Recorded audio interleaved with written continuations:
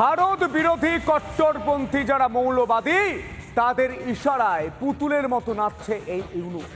এবার ইউনুসকে জবাব দেওয়ার সময় চলে এসেছে, কারণ সনাতনী হিন্দুদের উপর অত্যাচার দেখে এই বাংলার সনাতনী হিন্দুরা, এ দেশের সনাতনী হিন্দুরা তারা একযোগে বলছেন বয়কট বাংলাদেশ। কারণ আমরা দেখেছি আমাদের দেশের পতাকা নিয়ে তারা যে নোংরামিটা করছেন, আমাদের দেশ নিয়ে যে স্লোগান তুলছেন, আমাদের দেশ সম্পর্কে যে কথা বলছেন, এবার সুইচটা অফ করে দেওয়ার সময় এসেছে। কারণ বিদ্যুৎ থেকে জল, জল থেকে খাবার, খাবার থেকে পোশাক, পোশাক থেকে সবকিছু এই বাংলাদেশ পায় ভারতের কল্যাণে। এবার কি বাংলাদেশ বয়কটের ডাক দেবেন সনাতনী হিন্দুরা? দেখুন,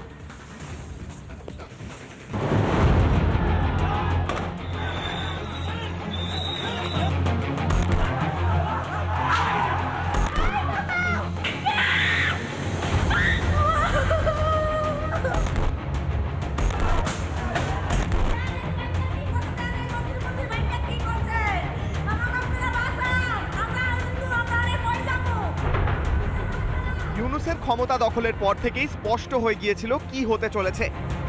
হাসিনা যাওয়ার পর খোলস ছেড়ে বেরিয়ে গোটা বাংলাদেশ জুড়ে এখন একচ্ছত্র রাজত্ব চালাচ্ছে মৌলবাদীরা।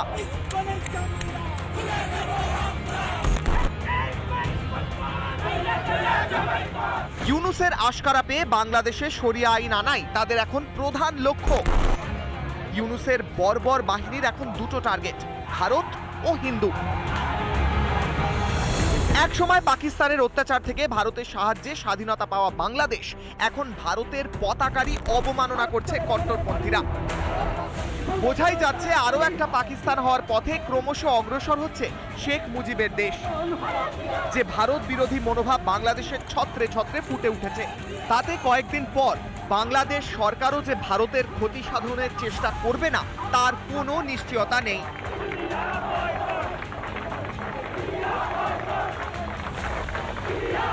পাকিস্তানকে ভারত এতদিন যে ভাষায় বুঝিয়ে এসেছে, বাংলাদেশকেও কি ঠিক সেই ভাষাতেই জবাব দেওয়ার সময় আসেনি এখনো? শান্তির নোবেলধারী ইউনুস উঠতে বসতে বাংলাদেশে অশান্তি ছড়াচ্ছেন কোন উদ্দেশ্যে?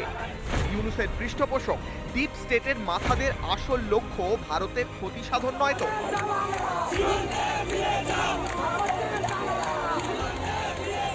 আমি চাই আমাদের দেশের দুই সরকার যথোপযুক্ত ব্যবস্থা নিক। ব্যবস্থা মানে শুধু বিবৃতি নয়, ব্যবস্থা মানে আমি চাই ওই দেশের ভেতরে ঢুকে আমার দেশ হস্তক্ষেপ করুক, ইন্টারভেনশন করুক। তাতে যদি মিলিটারি অপারেশন হয় তাহলে মিলিটারি অপারেশন হোক। বাংলাদেশকে জব্দ করার চাবিকাঠি রয়েছে ভারতের হাতেই। আমদানি রফতানি থেকে শুরু করে চিকিৎসা সহ এক একটা দানার জন্য ভারতের ওপর নির্ভরশীল বাংলাদেশ। ভারতবাসী চাইলেই বাংলাদেশকে তার আসল জায়গা দেখিয়ে দিতে পারে। সনাতন আদর্শে দীক্ষিত ভারত সহিষ্ণুতা রাখতে জানে, কিন্তু চোখের সামনে হিন্দু ভাইদের অত্যাচার ও ভারত মাতাকে অপমান ভারতীয়রা সহ্য করবে না। ভারতের ধৈর্যের পরীক্ষা নিয়ে আগুনের সঙ্গে খেলছেন ইউনুস। ভারতে বয়কট বাংলাদেশ একবার শুরু হলে বাঁচতে পারবে ইউনুস ও তার বর্বর বাহিনী? রিপাবলিক বাংলা। মাত্র সে দেশের সনাতনী হিন্দুদের উপর অত্যাচার করছে, শুধু তাই নয়, কট্টরপন্থী যারা কট্টরপন্থী মৌলবাদী তাদের এবার বর্বরতা দেখুন। এই ভারতবর্ষের একটা ছেলে, বাংলার ছেলে, বেলঘরিয়া থেকে বাংলাদেশ গিয়েছিল তার বন্ধুর কাছে, কিন্তু তার উপরে অত্যাচার করা হয়েছে। তাকে প্রথম জানতে চাওয়া হয়েছে সে কে, কোথা থেকে এসেছে, তার ধর্ম কি। যেই বলেছে হিন্দু, সেই মেরেছে এই কট্টরপন্থী। এই কট্টরপন্থী মৌলবাদী তারা মারছে, তারা ধরছে। শুধু তাই নয়, সেখানকার থানা, পুলিশ, হাসপাতাল সব জায়গায় এই এই এই বাংলার ছেলেকে, এই বেলঘরিয়ার ছেলেকে বারবার সমস্যার মধ্যে পড়তে হয়েছে, এমনকি চিকিৎসা দিতেও অস্বীকার করা হচ্ছে। দেখুন,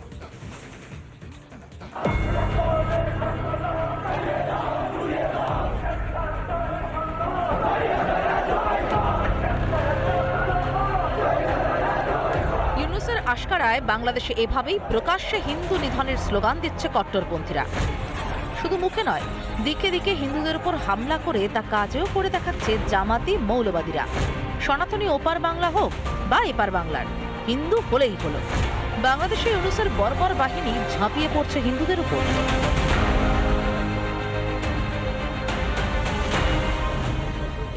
বাংলাদেশে বন্ধুর বাড়ি ঘুরতে গিয়ে কট্টরপন্থীদের হামলায় গুরুতর জখম হয়ে দেশে ফিরতে হলো পশ্চিমবঙ্গের এক হিন্দুকে। গেদে সীমান্ত এলাকায় বন্ধুর বাড়ি গিয়ে দুষ্কৃতীরা তার উপর হামলা করে, কেড়ে নেয় টাকা পয়সা, মোবাইল। প্রতিকার পেতে বন্ধুর পরামর্শে থানায় লিখিত অভিযোগ দায়ের করতে যান ওই হিন্দু যুবক।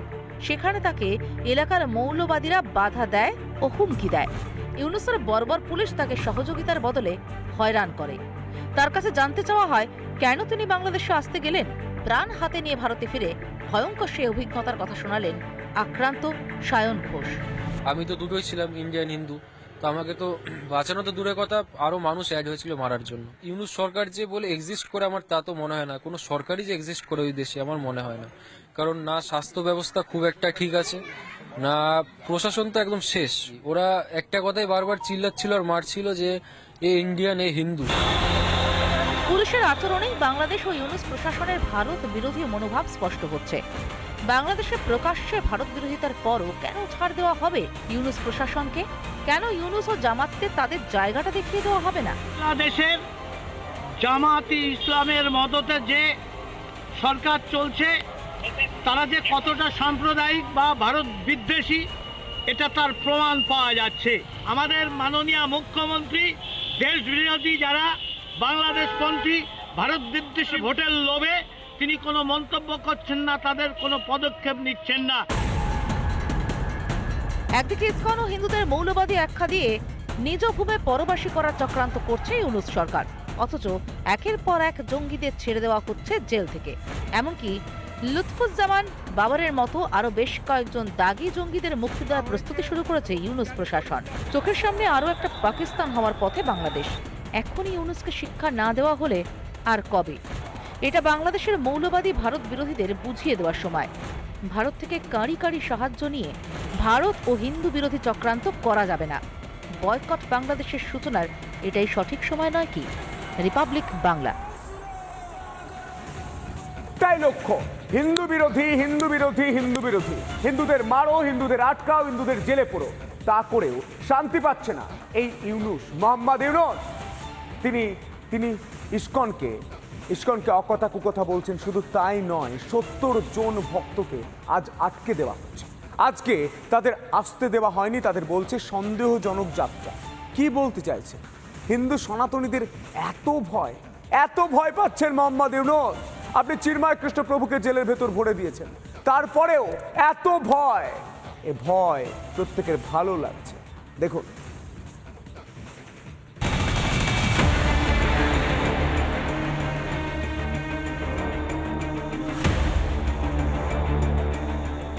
প্রতিদিন হিন্দু নিপীড়নে নিত্য নতুন নজির গড়ছে বাংলাদেশের বর্বর ইউনুস প্রশাসন।